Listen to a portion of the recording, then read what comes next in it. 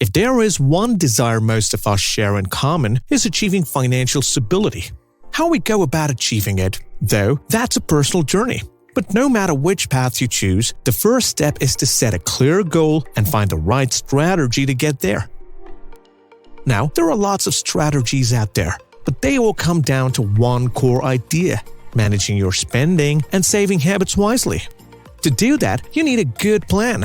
And one such plan that's really simple yet effective is the 50-30-20 rule.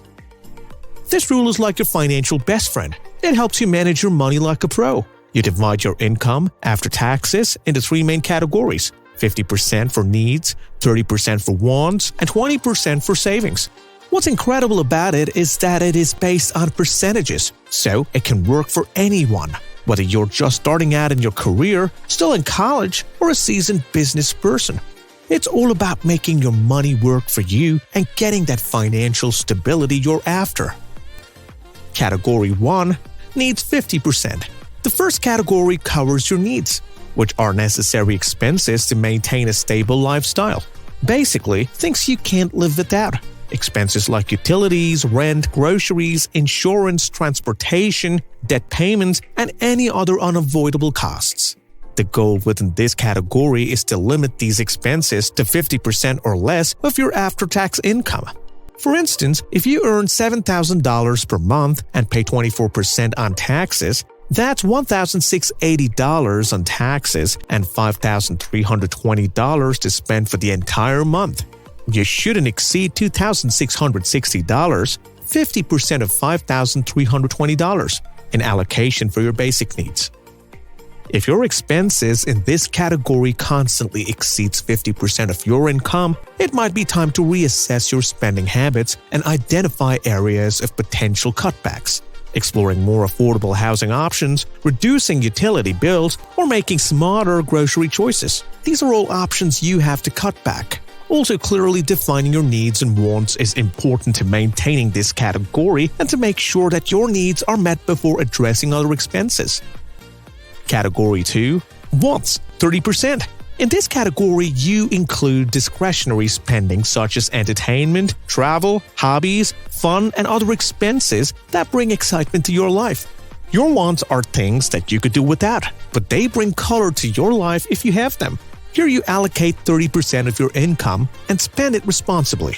If we go back to our earlier example, your wants category shouldn't exceed $1,596. This 30% ensures that you have the financial flexibility to enjoy life without compromising your ability to cover basic expenses and save for your future. Trust me, the daily grind can take a toll on anyone. The idea here is to strike a healthy balance between relishing the present and securing financial stability. Category 3. Savings, 20%. Savings form the foundation for achieving financial stability. Allocate a minimum of 20% of your earnings to savings. This money can be used for various purposes like investing, creating an emergency fund, saving for retirement, or achieving long-term financial goals. Again, if we go back to our example in Category 1, your savings become $1,064. This amount might seem small, but if you consistently invest with a modern 9% return over 20 years, your future investment value would be, guess what? $717,025.37. That's more than what 62% of Americans have, according to the Federal Reserve. The sooner you start saving, the better, because it allows you to take the advantages of compounding interest. When you invest your savings, your money doesn't just sit there. It grows over time. It's not only because of the money you add to it, but also because of the interest your investments earn. Compounding is like a snowball effect, where your money multiplies and works for you. Practical tips to use the 50-30-20 rule to achieve financial stability. Now that you understand how the 50-30-20 rule works, here are some actionable tips for putting it into practice. Understand budgeting. A budget isn't meant to be a straitjacket that restricts your spending or a tool to make you feel guilty about your financial choices. It simply shows you where that money is going. It highlights the choices you make when deciding how to allocate your funds. For instance, should you spend $500 on a new bag or contribute it to an emergency fund? Should you invest $1,000 now or use it as a down payment for a new car, your child's education, or a vacation? Budgeting helps you make informed choices. It ensures that your hard-earned money is used to its fullest potential. For those with limited cash flow, it can be crucial to identify areas where expenses can be reduced and minimize unnecessary interest on credit cards or other debt. Contrary to popular belief, budgeting is not about imposing restrictions. It's about creating a plan that you can control and are comfortable with. The budget is the blueprint, not the action itself. It's designed to help you spend money in ways that bring you the most enjoyment while keeping more money in your pocket. Keep track of your expenses. To achieve financial stability using the 50-30-20 rule, you need to actively keep track of your expenses.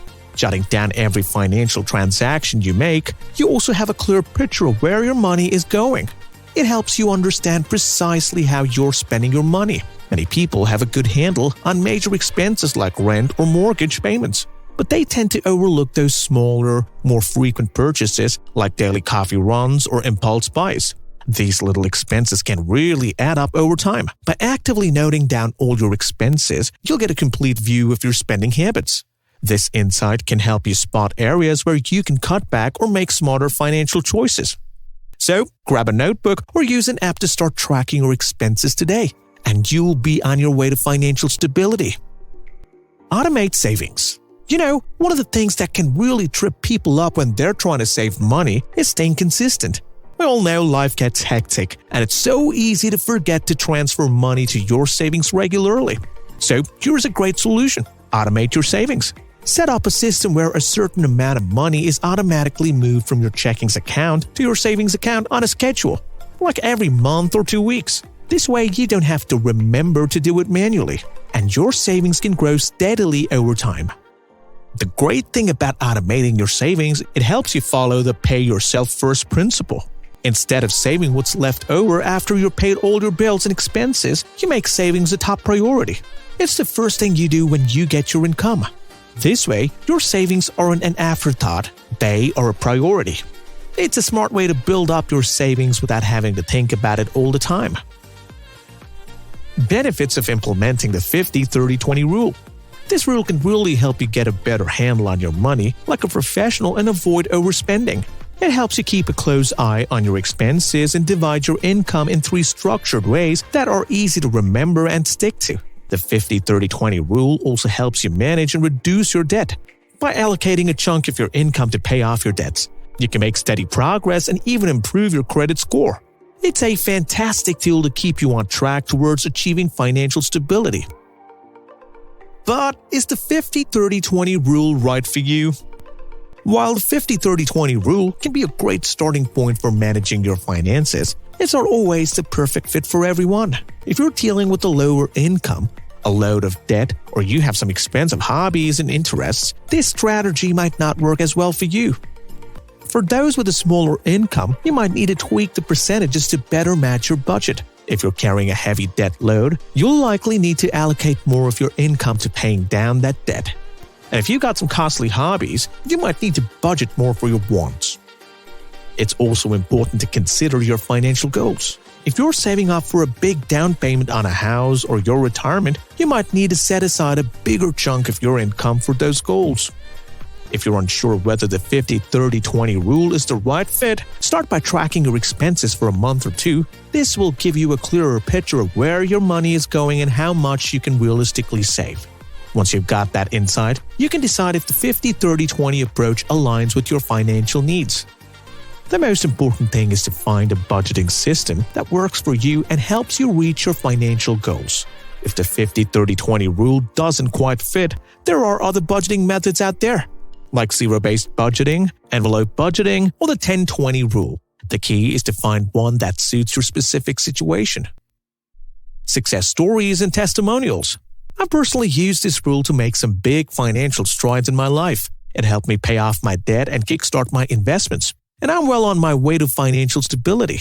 Now, I'd love to hear from you. If you have a success story or want to share your experiences, drop a comment below. And if you found this video helpful, give it a thumbs up. Share it with your friends. Don't forget to subscribe to our channel and hit that notification bell. Thanks and good luck.